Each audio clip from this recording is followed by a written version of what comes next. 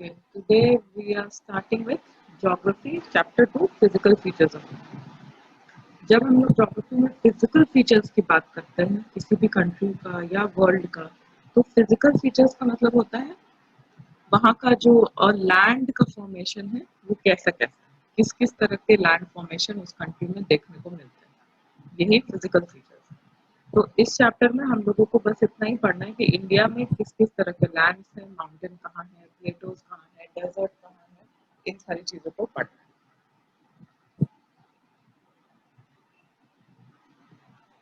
You have already learned earlier that India is a vast country with varied landforms. Last chapter में हमने देखा था India का size, location, world map में India कहाँ located है, उससे इंडिया को क्या फायदे हैं, ये सारे कुछ हमने पिछले क्लास में देखा। अब if you live in the plains, you are familiar with the vast stretches of plain land. In contrast, if you live in hilly region, the rugged terrain with mountains and valleys are common features. ठीक है, तो आप लोग कहाँ रहते हैं, plane में रहते हो या हिली एरिया में रहते हो? Plains. Plains, yes.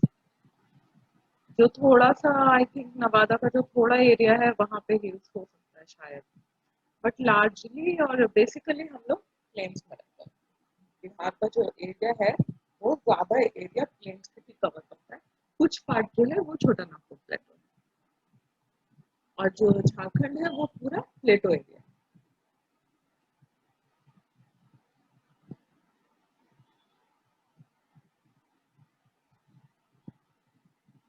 In fact, our country has practically all major physical features of the earth. हमारे कंट्री में हर तरह के फिजिकल फीचर्स हैं, जैसे कि माउंटेन्स है, प्लेन्स है, डेजर्ट है, प्लेटो है, आइलैंड है। मतलब जनरली जो जो फिजिकल फीचर्स अर्थ पर देखने को मिलते हैं वो सारे फिजिकल फीचर्स हमारे हमारे कंट्री में प्रेजेंट है। The land of India displays great physical variation. ठीक है, हर तरह का फॉर्मेशन, लैंड फॉर्मेशन इंडिया में देखने को मिलता है। Geologically, the peninsular plateau constitutes one of the ancient land masses on the Earth's surface. ये हम लोगों ने डिस्कस किया था हिमालयस का फॉर्मेशन किस तरह से हुआ था, किस तरह से जो इंडो ऑस्ट्रेलियन प्लेट है वो यूरेशियन प्लेट से टकराया था और हिमालयस का फॉर्मेशन हुआ था। तो जो हमारा पेनिनसुलर प्लेटो का जो एरिया है, जो इंडो ऑस्ट्रेलियन प्लेट था, वो सबसे पुराना one of the oldest land masses है पूरे अर्थ पे।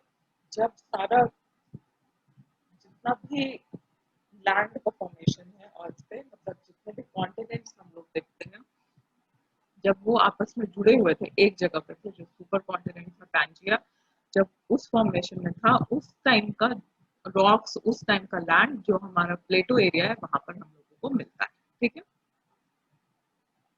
It was suppose to be one of the most stable land blocks. वो सबसे ज्यादा जो ये पार्ट है इंडिया का, प्लेटो रीजन जो है वो सबसे ज्यादा स्टेबल है। वहाँ पे अर्थक्वेक या किसी भी तरह के जियोलॉजिकल डिस्टर्बेंसेस का चांसेस बहुत कम है, क्योंकि वहाँ पर बहुत करोड़ों साल पहले ऐसा जो भी वोल्केनिक इरप्शन था, जो कुछ भी हुआ था, तो वहाँ का जो जियोलॉजिकल प्रोसेस है वो ऑलरेडी एंड हो चुका है। वहाँ का सारा geological process almost dead. The Himalayas and the northern plains are the most recent landforms. ठीक है, हिमालयस की फॉर्मेशन हम लोगों ने देखा था, और जो नॉर्दर्न प्लेन्स है, जिस प्लेन्स में हम लोग रहते हैं, जो रिवर्स जो हिमालय से फ्लो होकर आती है, उन रिवर्स की वजह से जो प्लेन लैंड मास फॉर्म हुआ है, ठीक है, जहाँ पर कोई हिल्स नहीं है और जो सबसे फर्टाइल लैंड है इंडिया का, ये जो प्लेन लैंड मास जो फॉर्म हुआ है, ये सबसे रिसेंट डेवलपमेंट है। ठीक है, और जब हम ज्योग्राफी की बात करते हैं या किसी जियोलॉजिकल प्रोसेस की बात करते हैं, तो वहाँ पे 100 of years में भी कुछ नहीं होता, हर चीज थाउजेंड्स ऑफ इयर्स, उसके बाद lakhs of years, million of years, billions of years में कोई भी चेंजेस होता है। जो चेंजेस है वो हर दिन हो रहा है, बट वो इतना माइनर होता है या इतने स्लो प्रोसेस में होता है कि वो आपको देखने से पता नहीं चलेगा। 1000 years के गैप में जब आप देखोगे तब पता चलेगा कि हाँ, यहाँ पर कुछ चेंज आया। From the view point of geology, जैसे फॉर एग्जाम्पल जितने भी छोटे छोटे हिल्स हैं, ठीक है, झारखंड के एरिया में आप जितने भी हिल्स देखते हो उनका हाइट कम क्यों है, या बहुत सारे हिल्स देखने में आपको ऐसा लगेगा जैसे वो घिस घिस के अब वो छोटा हो गया है, और शायद कुछ और 1000 years में वो भी एरिया प्लेन हो जाए, देखने से आपको कहीं कहीं पर ऐसा लगेगा। क्यों होता है? क्योंकि जो जियोलॉजिकल प्रोसेस है रॉक्स के फॉर्मेशन का, वो इतना पुराना है वो रॉक्स कि अब वो वेदरिंग के प्रोसेस से, रेनफॉल के प्रोसेस से वो टूट टूट कर सॉइल में बदलता जा रहा है। ठीक है, तो शायद और फ्यू थाउजेंड ईयर्स के बाद बहुत सारा जो प्लेटो का हमारा एरिया है वो मैम आपका वॉइस प्लेन क्लियर नहीं आ रहा है। अभी क्लियर आ रहा है? जी मैम अब क्लियर आ रहा है, उस टाइम नहीं आ रहा था। जो हमारा प्लेटो रीजन है वो वेदरिंग के प्रोसेस से बाकी जो नेचुरल प्रोसेस है जो डीके का उसके प्रोसेस से वो धीरे धीरे सॉइल वहां पर सॉइल फॉर्मेशन होगा। और जो हिल्स अभी हम लोग देखते हैं अपने प्लेटो एरिया में वो शायद 2000 ईयर्स के बाद या 2 lakhs ईयर्स के बाद ना। ठीक है, from the view point of geology Himalayan mountains form an unstable. ठीक है, हिमालयन माउंटेन्स अनस्टेबल क्यों है? The whole mountain system of Himalaya represents a very youthful topography with high peaks, deep valleys, and fast-flowing rivers. Topography जो land formation होता है और geography में उसको हम लोग टोपोग्राफी बोलते हैं। हाई पीक्स मतलब हाई पीक्स का क्या मीनिंग है? मैम आपका आवाज फिर से कट रहा है। कुछ नेटवर्क प्रॉब्लम है शायद आज। हाई पीक्स का क्या मतलब है?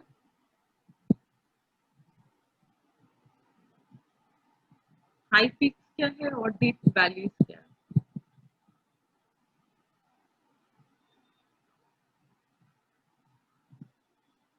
अच्छा, और सिंपल क्वेश्चन, जब कोई रिवर, कोई नदी जब पहाड़ के ऊपर से फ्लो करती है तो उस रॉक पे क्या असर होता है?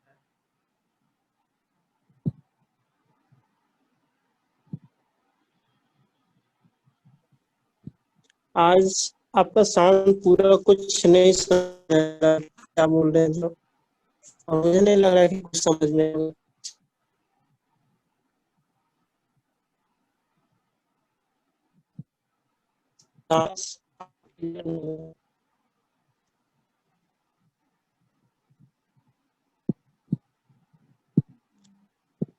ये एस कौन स्मॉल स्केल सिर्फ 2 दिखा रहा है।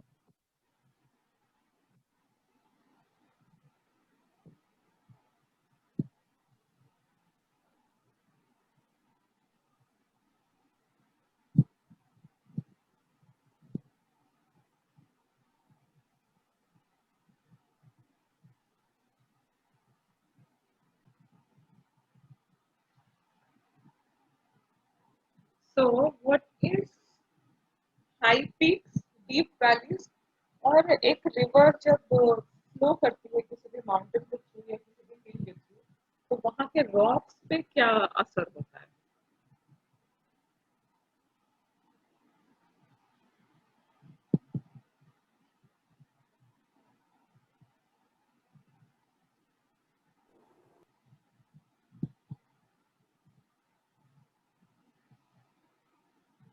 मोहित, मैम वेदरिंग का प्रोसेस फास्ट हो जाता है। मैम रॉक टूटते हैं, ग्रेवल्स में बदलते हैं और सैंड में बदलते हैं। ठीक है, आप लोगों ने कभी वाटरफॉल देखा है? Yes ma'am. Yes ma'am. क्या होता है वहां पे रॉक्स का स्ट्रक्चर कैसा होता है? जहां से पानी गिरता है पहाड़ से नीचे वहां पर क्या होता है? रॉक स्मूथ हो जाते हैं पूरी तरह। और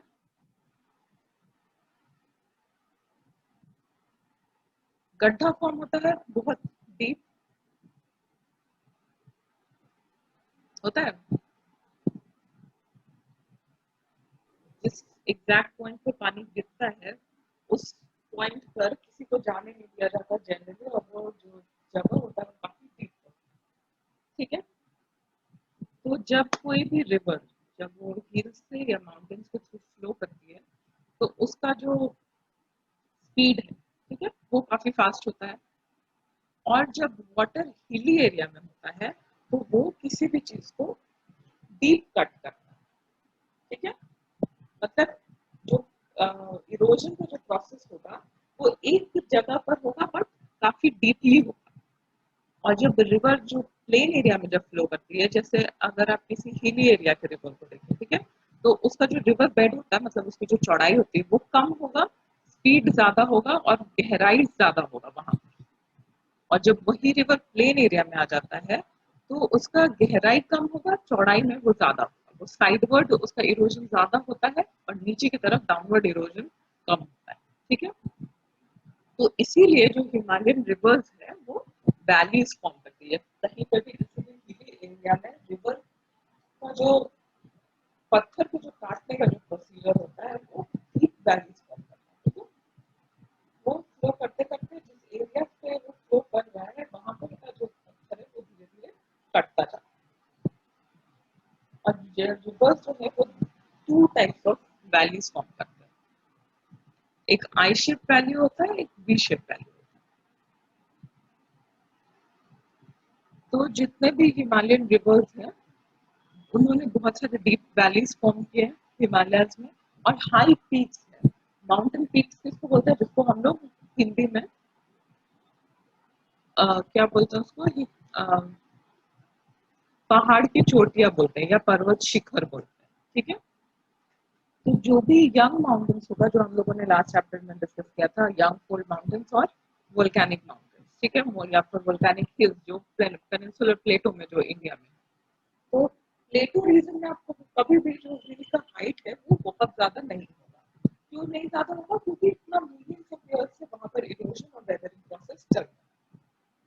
लेकिन जो हिमालय है वो नया, रिलेटिवली नया है, वहां पर पीक्स जो है अभी वो उनका हाइट काफी ज्यादा था, ठीक है।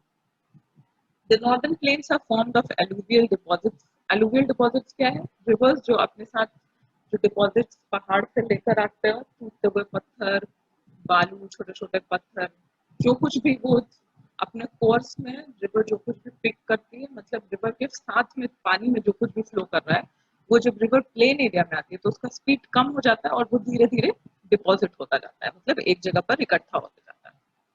तो जितना भी प्लेन है, हम लोग जो बिहार का एरिया है, यूपी का एरिया, इसको इंडो गैंगेटिक प्लेन बोलते हैं। इंडो गैंगेटिक प्लेन क्यों बोलते हैं, क्योंकि इंडस जो रिवर सिस्टम है, वहां का जो 5 रिवर सिस्टम है, पंजाब के तरफ, सिंध और पंजाब के तरफ में 5 रिवर सिस्टम है, झेलम, चेनाब, इंडस, सतलज और एक और रिवर है। ये 5 रिवर्स वहां पर प्लेन फॉर्म, उधर का प्लेन फॉर्मेशन वो 5 रिवर्स का है। और जो इधर यूपी की तरफ से जो हम लोग वेस्ट बंगाल की तरफ आते हैं, इधर गंगा का प्लेन, ठीक है, गंगा और उसकी ट्रिब्यूटरीज, मतलब वैसे रिवर्स जो गंगा में आकर मिलती है। तो इस पूरे एरिया को हम लोग इंडो गैंगेटिक प्लेन्स बोलते हैं या नॉर्दर्न प्लेन्स बोलते हैं।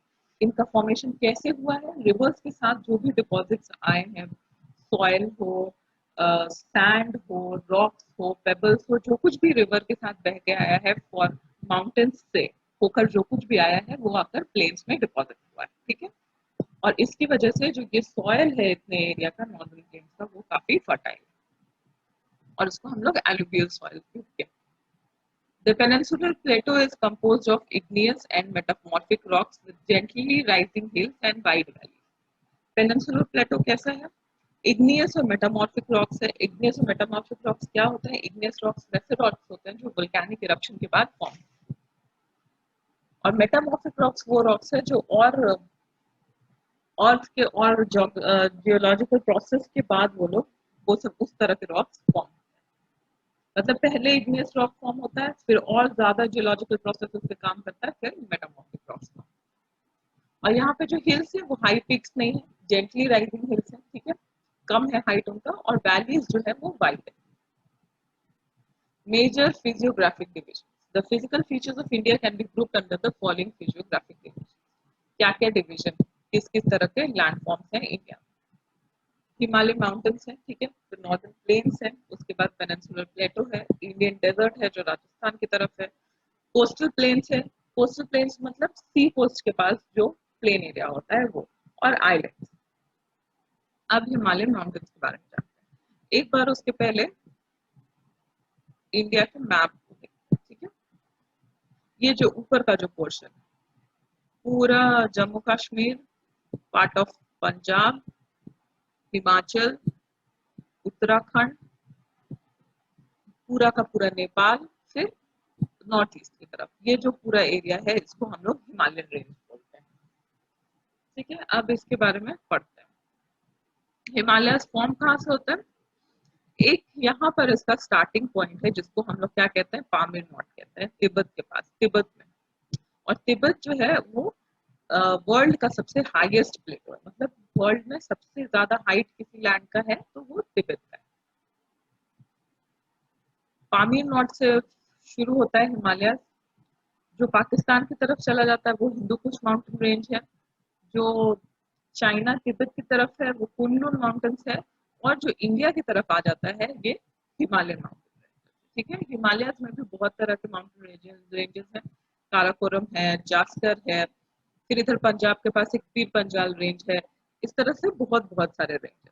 ठीक है, अगर हम लोग नॉर्थ ईस्ट की तरफ आए तो यहाँ पर नागा हिल्स है, इधर ऊपर में गारो खासी जैंतिया हिल्स है, बहुत सारे अलग अलग हिल्स है। मतलब हिमालय का जो डिवीजन है वो 3 पार्ट्स में हिमालय को डिवाइड किया गया है। तो अब हम लोग हिमालय को डिटेल में पढ़ते हैं। The Himalaya mountains. Himalayas geologically young and structurally fold mountains stretch over the northern borders of India. Fold mountains क्या है? We already know. These mountain ranges run in a west-east direction from the Indus to the Brahmaputra. West से east direction में हिमालयस फैले हुए हैं, Indus river से लेकर Brahmaputra river तक। The Himalayas represent the loftiest and one of the most rugged mountain barriers of the world. Himalayas जो है वो वर्ल्ड के सबसे ऊंचे माउंटेन रेंजेस है। ठीक है, और they form an arc which covers a distance of about 2400 kilometre. उनका फॉर्मेशन एक आर्क की तरह है जिसका डिस्टेंस कितना है, जिसका लेंथ कितना है, 2400 किलोमीटर। विड्थ कितना है, 400 किलोमीटर है in Kashmir to 150 kilometre in Arunachal Pradesh. मतलब क्या दिखता है, कश्मीर की तरफ ज्यादा चौड़ाई है और जब हम लोग नॉर्थ ईस्ट की तरफ जाते हैं तो वो चौड़ाई धीरे धीरे कम हो जाती है। The altitudinal variations are greater in the eastern half than those in the western half.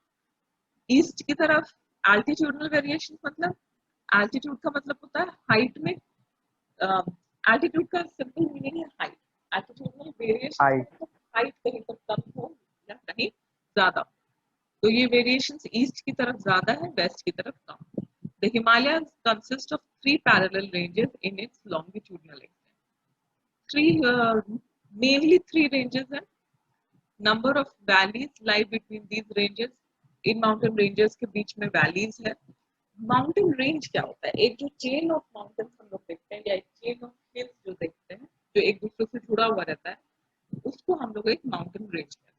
ठीक है, तो ऐसा 3 मेजर माउंटेन रेंजेस है हिमालय में, बीच बीच में बहुत सारी वैलीज है। अब 2 माउंटेन या 2 हिल्स के बीच में जो प्लेन एरिया होता है उसको हम लोग वैली कहते हैं। The northernmost range is known as the Greater or Inner Himalayas or the Himadri. सबसे नॉर्थ में है फर्स्ट जो माउंटेन रेंज है उसका नाम हिमाद्री दिया गया है। This is the most continuous range consisting of the loftiest peak with an average height of 6000 meters. यहाँ पे सबसे ऊंचे शिखर है और जनरल हाइट कितना है, 6000 metre. It contains all prominent Himalayan peaks. जितने भी पहाड़ों का हम नाम जानते हैं उनके हाइट के लिए उनको जाना जाता है, वो सब हिमाद्री रेंज में ही है।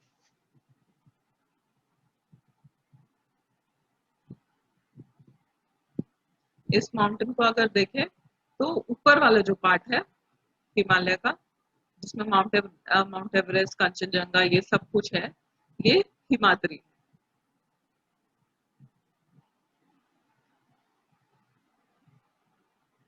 कौन कौन से हाईएस्ट पीक्स हैं? सबसे पहले माउंट एवरेस्ट, फिर कंचनजंगा, मकालू, फिर धौलागिरी, ज्यादातर नेपाल में है, कुछ इंडिया में है, नागा पर्वत, अन्नपूर्णा, नंदा देवी, कामेत, नामचा पर्वत, बुल्ला, मंदाता। ठीक है, हाइट कितना है? सबसे ज्यादा हाइट है 8848 मीटर्स माउंट एवरेस्ट का, और जो सबसे कम है उसका है 7728। ठीक है, इसीलिए कहा गया है कि जो जनरल हाइट है वो 6000 मीटर से ऊपर।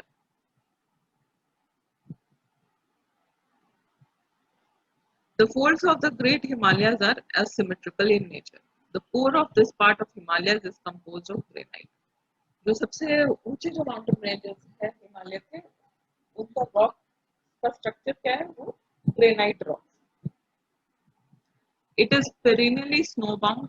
Perennially मतलब all throughout the year. पूरे ईयर वहाँ पे स्नो रहती है. And a number of glaciers descend from this range. और वहाँ से बहुत सारे ग्लेशियर्स निकलते हैं. ग्लेशियर्स क्या होता है?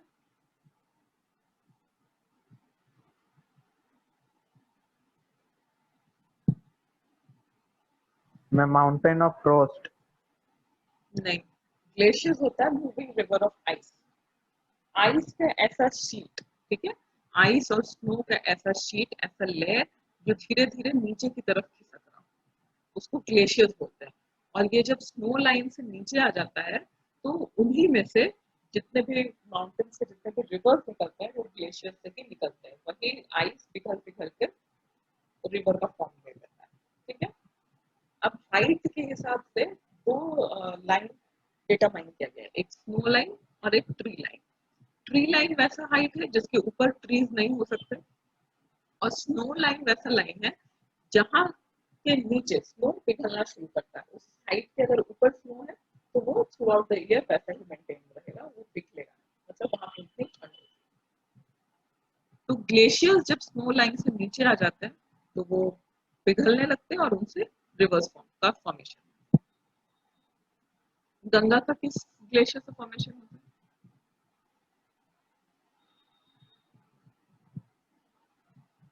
मोहित,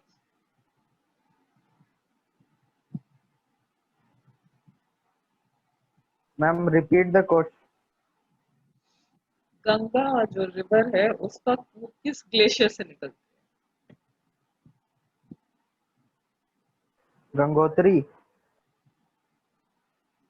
कंफर्म करें. मैम कंफर्म नहीं है.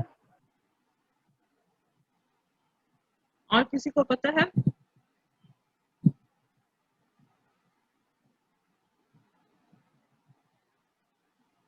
गंगोत्री ग्लेशियर है. ठीक है.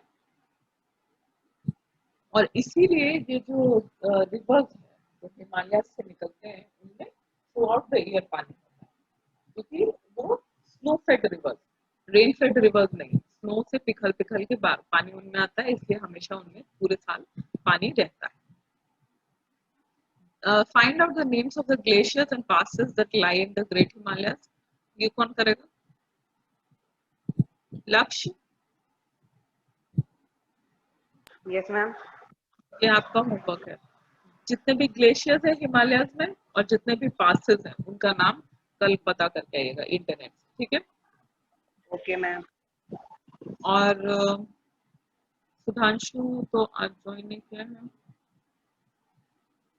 Nikhil, yes ma'am. आप किस किस स्टेट में जो ये हाईएस्ट पीक्स हम लोग यहाँ पर पढ़े वो किस किस स्टेट में है वो पता करके आइए. ठीक है. Okay ma'am.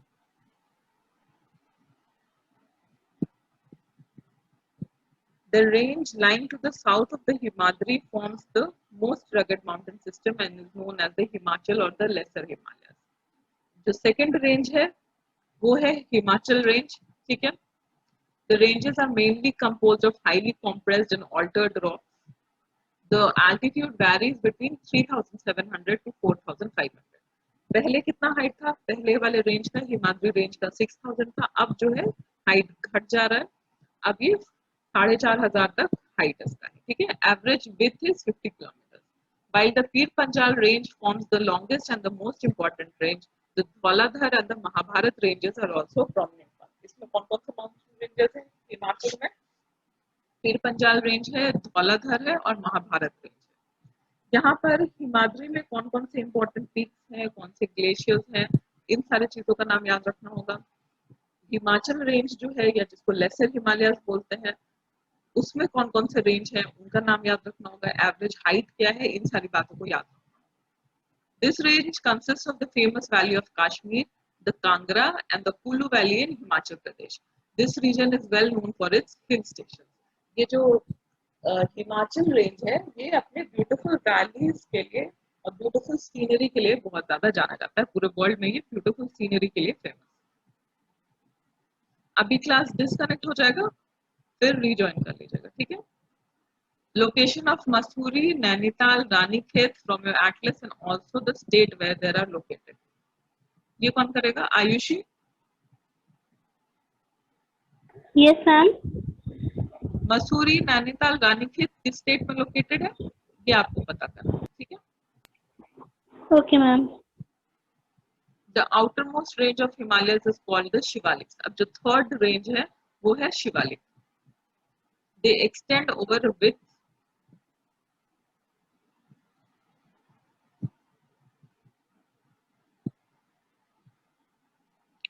of 10 to 50 kilometers और एल्टीट्यूड कितना है? 900 to 1100 meters। तो शिवालिक का हाइट सबसे कम है और विड्थ भी सबसे कम है। ये थर्ड रेंज है Himalaya.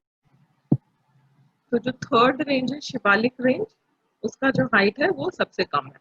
These ranges are composed of unconsolidated sediments brought down by rivers from the main Himalayan ranges located farther north.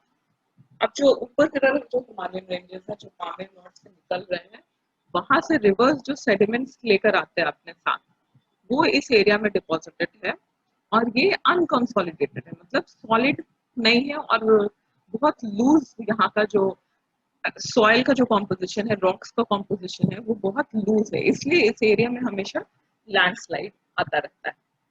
क्योंकि केदारनाथ वाला जो एरिया है, जो केदारनाथ वाला ट्रेजेडी हुआ था, वो इसी एरिया में पड़ता है शिवालिक रेंज में, और वो इसकी वजह से ही हुआ था। यहाँ का जो लैंड फॉर्मेशन है, जो रॉक्स का फॉर्मेशन है, वो इतना उसका होल्ड नहीं है, वो बहुत लूज है और वो टाइम टू टाइम हमेशा वहां पर लैंडस्लाइड होता रहता है, वो पहाड़ से हमेशा नीचे गिरता रहता है। These valleys are covered with thick gravel and alluvium. The longitudinal valley lying between Lesser Himalaya and the Shivaliks are known as dunes. Lesser Himalayas मतलब जो हिमाचल रेंज था और जो शिवालिक था उसके बीच का जो एरिया है उसको दून्स कहते हैं। तो यहाँ पर क्या क्या है? देहरादून है, कोटली दून है, पटली दून है, जो कि मेजर वेल नोन प्लेसेस, ठीक है। ग्रेवल का मतलब छोटे छोटे स्टोन, ठीक है, जो बड़ा रॉक टूट टूट कर छोटा स्टोन बन गया और रिवर्स के साथ फ्लो करते करते वो उनका एजेस स्मूथ हो गया, उनको ग्रेवल्स कहते हैं। The longitudinal valley, besides the longitudinal divisions, the Himalayas have been divided on the basis of regions from west to east. West to east में जो हिमालयस है वो divided. These divisions have been demarcated by river valleys. अब river valleys जहाँ जहाँ पर Himalayas को cut करती हैं, वहाँ पर भी हिमालयस को अलग अलग पार्ट्स में डिवाइड किया गया है। The part of Himalayas lying between Indus and Satluj has been traditionally known as the Punjab Himalaya, but it is also known as Kashmir and Himachal from west to east respectively. ठीक है, Indus और सतलज के बीच में जो है वो पंजाब वाला एरिया है। The part of the Himalayas lying between Satluj and Kali River is known as Kumaon Valleys. Kumaon Himalayas, the Kali and Tista rivers demarcate the Nepal Himalayas. Kali और Tista river के बीच में Nepal Himalayas है। And the part lying between Tista and Dihang rivers is known as Assam Himalayas. Tista और Dihang के बीच में जो एरिया है वो असम हिमालय उसको कहते हैं। There are regional names also in the regional names also in these broad categories. अब हर जगह का अपना एक नाम होता है, रीजनल नेम भी होता है, तो वैसे ही हिमालयस को हर जगह पे वहां पे जो रहने वाले लोग हैं उन लोगों ने अपना अपना नाम दिया है। The Brahmaputra marks the easternmost boundary of the Himalayas. Beyond the Dihang Gorge, the Himalayas bend sharply to the south and spread along the eastern boundary of India. अब ब्रह्मपुत्र जो है वो लास्ट बाउंड्री है हिमालयस का India में, और दिहांग के पास से हिमालयस जो है वो साउथ की तरफ बेंड कर जाते हैं। They are known as Purvanchal और ईस्टर्न हिल्स और mountains. These hills running through the northeastern states are composed of strong sandstone. यहाँ पर किस तरह के रॉक्स हैं हिमालयस में? सैंडस्टोन है, ये सब सेडिमेंट्री रॉक्स 3 टाइप्स होते हैं, एक सेडिमेंट्री रॉक्स होता है, दूसरा इग्नियस रॉक्स होता है और थर्ड जो है वो मेटामॉर्फिक रॉक्स होता है। सेडिमेंट्री रॉक्स वैसे रॉक्स हैं जो सेडिमेंट जो है, जो रिवर से जो सेडिमेंट आता है वो परत दर परत बैठता जाता है और वो प्रेशर से रॉक का फॉर्मेशन कर देता है। ठीक है, जो इग्नियस रॉक्स है, वो जो वोल्केनिक लावा जो होता है वो जब ठंडा होता है वो रॉक में टर्न करता है, वो इग्नियस रॉक्स है। और ये रॉक्स के ऊपर जब किसी रॉक का फॉर्मेशन होता है, जो नीचे का रॉक है वो दब दब के प्रेशर से वो एक डिफरेंट टाइप के रॉक का फॉर्मेशन होता है जिसको metamorphic rock. Covered with dense forests, they mostly run as parallel ranges and valleys. The Purvachal comprises the Patkai Hills, the Naga Hills, Manipur Hills, and the Mizo Hills. अब इसके लिए ये map को जानना जरूरी है और इस मैप को याद रखना भी बहुत जरूरी है। हिमालय कहाँ से निकल रहे हैं? पामीर नॉर्थ से। ठीक है, पामीर नॉर्थ से निकलने के बाद काराकोरम रेंज, जास्कर रेंज, शिवालिक जो सबसे सदर्न पार्ट है, कैलाश तिब्बत की तरफ है। इसमें पूरा अच्छा डिमार्केशन नहीं है, इससे बेटर एक मैप हम कल शेयर करेंगे आप लोगों के साथ जहाँ पर सारा जो माउंटेन रेंजेस है हिमालय का वो प्रॉपरली उसको मार्क किया गया है। ठीक है, बट रिवर्स हम लोग यहाँ पर देख सकते हैं। ये जो पंजाब का साइड है, पाकिस्तान का जो पंजाब का साइड है, उधर से इंडस, झेलम, रावी, सतलज। ठीक है, फिर हिमालय से और जो रिवर्स निकल रहे हैं, यमुना, गंगा, घाघरा, गंडक, सोन, कोसी। फिर इधर अगर हम लोग नॉर्थ ईस्ट की तरफ जाए तो इधर जो मेजर रिवर है वो ब्रह्मपुत्र रिवर। तो ये सारा जो रिवर्स का सिस्टम है ये हिमालय को अलग अलग वैलीज में डिवाइड करता है, जो अभी हम लोगों ने देखा।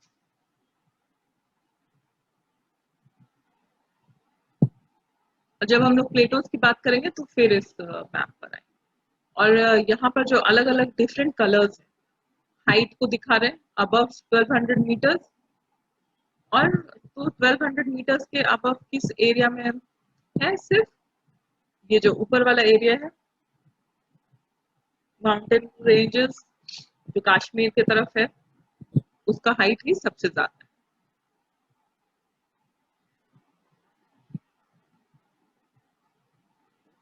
द नॉर्दर्न प्लेन, अब हम लोग प्लेन्स की बात करते हैं। हमने हिमालयस को देख लिया, अब नॉर्दर्न प्लेन्स की बात करते हैं। The northern plain has been formed by the interplay of the three major river systems.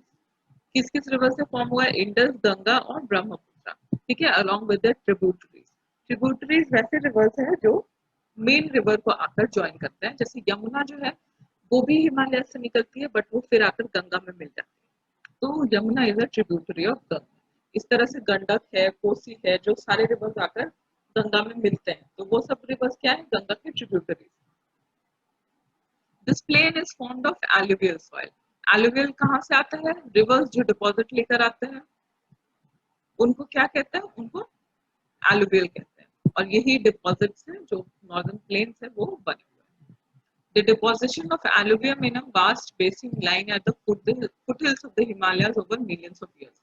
अब जो रिवर्स मिलियंस ऑफ ईयर्स से हिमालय से जो भी डिपॉजिट लेकर आती है वो धीरे धीरे इकट्ठा होता गया और उसने जो नॉर्दर्न इंडियन प्लेन है उसका शेप ले लिया।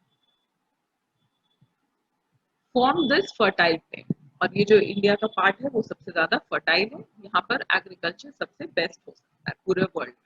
It spreads over an area of 7 lakh square kilometre, the plain being about 2400 km long and 240 to 320 km broad is a densely populated physiographic division। ठीक है, ये जो पूरा एरिया है वो वर्ल्ड में सबसे ज्यादा डेंसली पॉपुलेटेड, सबसे ज्यादा लोग अगर कहीं पर रहते हैं तो वो इस जो पैच ऑफ लैंड है नॉर्दर्न प्लेन का उसमें ही रहते हैं पूरे वर्ल्ड में। With a rich soil cover combined with adequate water supply and favorable climate, it is agriculturally a productive part of India। यहाँ का क्लाइमेट अच्छा है, मतलब ठंड भी होती है, गर्मी भी होती है, बरसात भी होता है। ठीक है, तीनों जो मेन क्लाइमेट्स है वो यहाँ पर मिलते हैं। ठीक है, अलग अलग सीजन में। और हर तरह के क्रॉप्स को ग्रो किया जा सकता है क्योंकि सॉइल जो है वो फर्टाइल है और तीनों तरह के सीजन यहाँ पर है। The northern plain is broadly divided into three sections. The western part of the northern plain is referred to as the Punjab plains. West की तरफ जो है वो पंजाब वाला plains है, formed by the Indus and its tributaries. ठीक है, ये किस river system से बना है? Indus और जो बाकी rivers हैं उनसे बना है। The larger part of this plain lies in Pakistan. इसका सबसे ज्यादा एरिया कहाँ है? अभी पाकिस्तान के पास है। The Indus and its tributaries, the Jhelum, the Chenab, the Ravi, the Beas and the Satluj. ये सारे कहाँ से निकलते हैं? हिमालय से निकलते हैं। The section of the plain is dominated by the Doabs.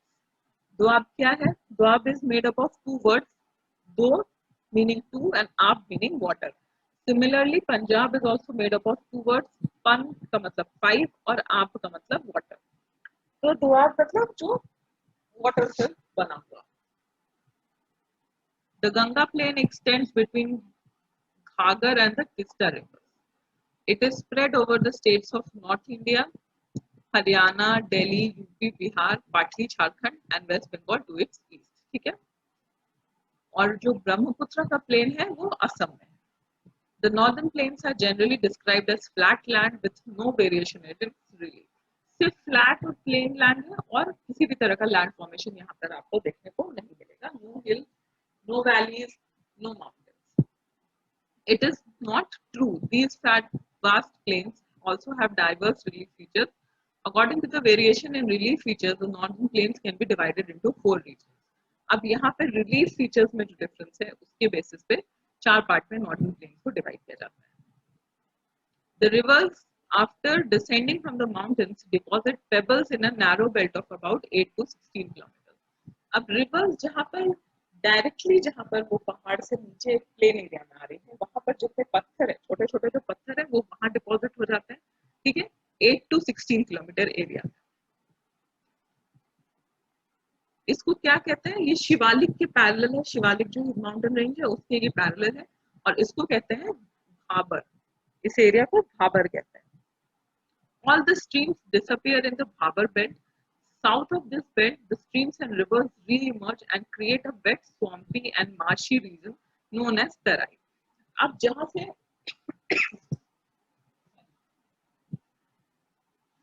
जहाँ से पेबल्स डिपॉजिट के बाद रिवर जब आगे बढ़ती है तो वहां पर वेट, स्वाम्पी और मार्शी मतलब दलदल की तरह का एरिया बन जाता है जिसको कहते हैं तराई। This was a thickly forested region full of wildlife. ये जो तराई का जो रीजन था जहाँ पर माउंटेन्स एंड होता है, रिवर्स प्लेन में आते हैं, यहाँ पर सबसे ज्यादा फॉरेस्ट थे और बहुत तरह का वाइल्ड लाइफ था। The forests have been cleared to create agricultural land. Forest को हटा दिया गया है एग्रीकल्चरल लैंड बनाने के लिए and to settle migrants from Pakistan after partition. और जनरली यहाँ पर पाकिस्तान से जो लोग आए थे इंडिया पाकिस्तान पार्टीशन उन लोगों को यहाँ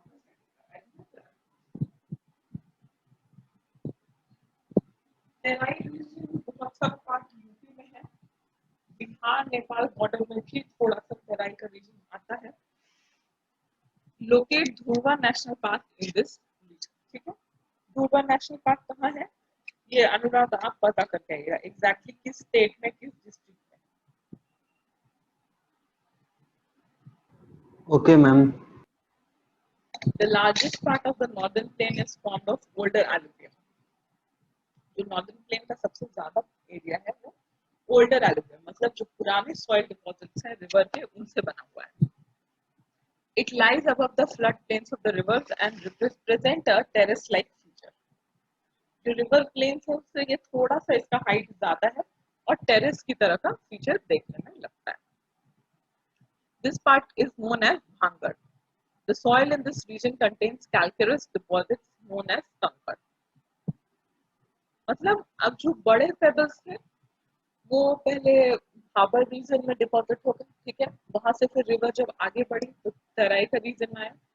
उसके बाद जब रिवर आगे आता है तो जो और जो छोटा पार्टिकल्स, ठीक है, जो अभी बिल्कुल सॉइल नहीं बना, सॉइल बनने से थोड़ा सा पहले का जो स्टेज है रॉक का, वो सारे पार्टिकल्स कंकड़ के जैसे पार्टिकल्स जहां डिपॉजिट होते हैं उन एरिया को हम कहते हैं Bhangarh. newer younger deposits of the floodplains are called khadar, और जहाँ पर रिवर और आगे बढ़ जाती है और फाइनर डिपॉजिट्स है वहां पर हम लोग उसको खादर कहते हैं. They are renewed almost every year and so are fertile, thus ideal for intensive agriculture. हर साल रिवर के साथ वहां पर नया डिपॉजिट्स होता है सॉइल का, इसलिए वो हर ज्यादा फर्टाइल होता है और उसको हम लोग खादर कहते हैं. और यहाँ पर एग्रीकल्चरल एक्टिविटी जो है वो सबसे ज्यादा इंटेंसिव. अभी तक समझ आ रहा है सबको? Yes, ma'am. कहीं पे कोई प्रॉब्लम? Yes, ma'am. कोई प्रॉब्लम कहीं पे?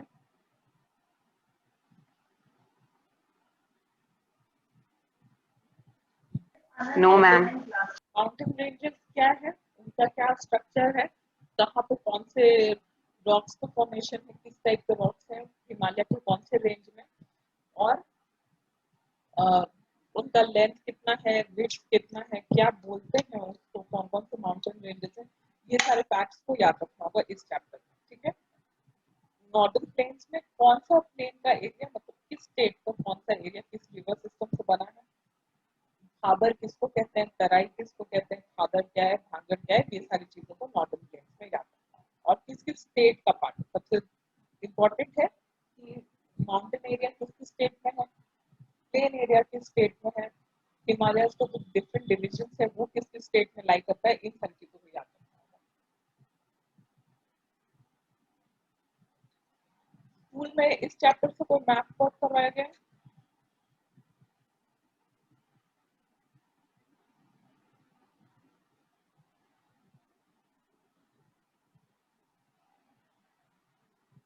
स्कूल में ये चैप्टर कंप्लीट हो गया ना? Yes, ma'am. तो कोई मैप वर्क करवाया गया, मैप बताया गया कैसे मैप मार्क करना है, कुछ बताया गया? मैम सर बोले थे स्कूल खुलने पर. स्कूल खुलने पर. अच्छा, ठीक है.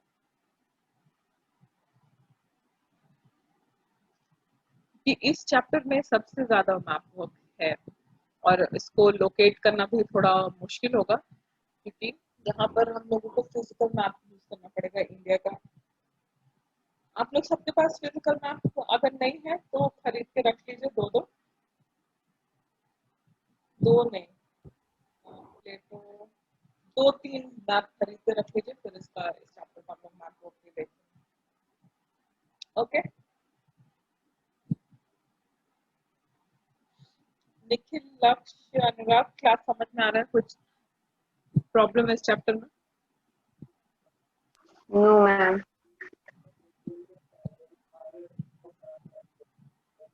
जो इम्पोर्टेंट पार्ट याद रखना चाहिए वो समझ में आ रहा है? Yes, ma'am. तो अभी तक हम लोगों ने नॉर्दर्न पार्ट के बारे में, इंडिया का जो नॉर्थ पार्ट है ईस्ट टू वेस्ट, उसको डिस्कस किया. ठीक है. सबसे ऊपर कश्मीर से अगर हम लोग जाएं तो इस मैप को पहले देखते हैं. इस मैप में ये जो माउंटेन रेंजेस है उसको डिस्कस कर लिया. ठीक है. ईस्ट वेस्ट से लेकर नॉर्थ ईस्टर्न स्टेट तक. नॉर्दर्न प्लेन्स को देख लिया, पाकिस्तान से लेकर वेस्ट बंगाल की तरफ तक, असम के थोड़े एरिया को कवर करते हुए. अब हम लोग नेक्स्ट क्या देखेंगे, जो राजस्थान की तरफ डेजर्ट का एरिया बचा वो, और जो इंडिया का जो सदर्न मोस्ट पार्ट है. ठीक है. अब सदर्न पार्ट, ये जो पेनिनसुलर जो ट्रायंगल जो फॉर्म करता है इसको हम लोग पेनिनसुलर प्लेटो कहते हैं. अब हम लोग इसकी बात करेंगे नेक्स्ट. और जो नेक्स्ट एक और बात है बताने वाला वो ये है कि ये जो एरिया है जो डार्क ब्राउन में दिख रहा है, ठीक है, नॉर्थ ईस्टर्न स्टेट का, ये ही जो पार्ट है इसको जब हम लोगों ने प्लेट टेक्टोनिक्स डिस्कस किया था कि किस तरह से इंडो ऑस्ट्रेलियन प्लेट आकर टकराती है यूरेशियन प्लेट से, और ये वाला एरिया फॉर्म होता है, और ये जो एरिया है इसके नीचे का जो एरिया है, ये नॉर्दर्न प्लेन और छोटा नागपुर प्लेटो, ये जो एरिया है ये पुराना है. ठीक है. ये हिमालय वाला जो पार्ट है वो नया है, और ये नॉर्दर्न प्लेन का एरिया नया क्यों है, क्योंकि पुराने एरिया के ऊपर रिवर के साथ फ्लो होने वाले जितने भी सेडिमेंट्स थे वो सब आकर डिपॉजिट हुए इतने मिलियंस ऑफ ईयर्स से और एक नया तरह का लैंडफॉर्म बन गया। ठीक है, तीनों का डिफरेंस समझ में आ रहा है? नया कौन है, पुराना कौन सा है? लक्ष्य सबसे नया कौन सा है?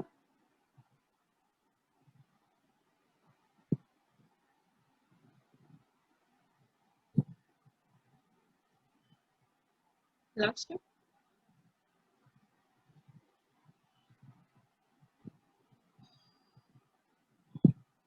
मैम आपका आवाज नहीं आ रहा, हम फिर से कनेक्ट करते एक सेकेंड।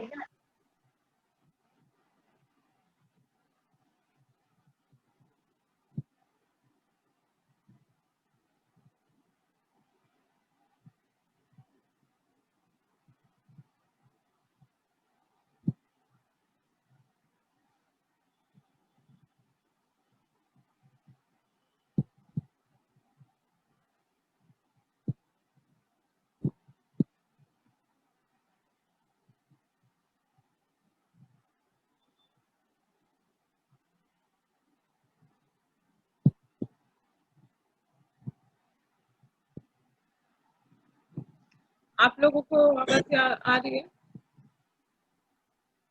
Yes ma'am. फिर से I repeat it once more. जो हिमालयन हिमालयाज का जो एरिया है, ठीक है, जहाँ पे पूरा पामीर नॉर्थ से लेकर नॉर्थ ईस्ट तक, हम लोग हिंदू कुश की बात नहीं करेंगे क्योंकि वो पाकिस्तान में है, यहाँ पे we are concern with India. तो जो पामीर नॉर्थ से निकल रहा है जो हिमालयाज और जो नॉर्थ ईस्ट तक जाकर एंड कर रहा है, वो जो है वो सबसे न्यू फीचर है अर्थ का। ठीक है, पूरे अर्थ पे वो सबसे नया लैंडफॉर्म है। या इंडिया की अगर सिर्फ बात करें तो इंडिया में भी वो सबसे रिसेंट का बना हुआ लैंड मास है। उसके बाद क्या फॉर्म हुआ? उसके बाद नॉर्दर्न प्लेन्स फॉर्म होता है और जो पेनिनसुलर प्लेटो या डेजर्ट वाला जो एरिया है ये सब पुराना है। ये हिमालयन रेंज से काफी पहले का बना हुआ बहुत ही पुराना एरिया है। ठीक है, अब पेनिनसुलर प्लेटो हम लोग कल से डिस्कस करते हैं। आप लोग एक बार इस चैप्टर को रीड करके आइए और कहीं पर अगर कोई प्रॉब्लम है किसी वर्ड को समझने में तो उसको कल हम लोग क्लास में फिर से डिस्कस करेंगे। ओके मैम हमसे कौन सा क्वेश्चन पूछे थे, नहीं सुनाई दिया था हमको। सबसे न्यू फॉर्मेशन क्या है इंडिया में? लैंड फॉर्मेशन सबसे नया कौन सा ओ, है?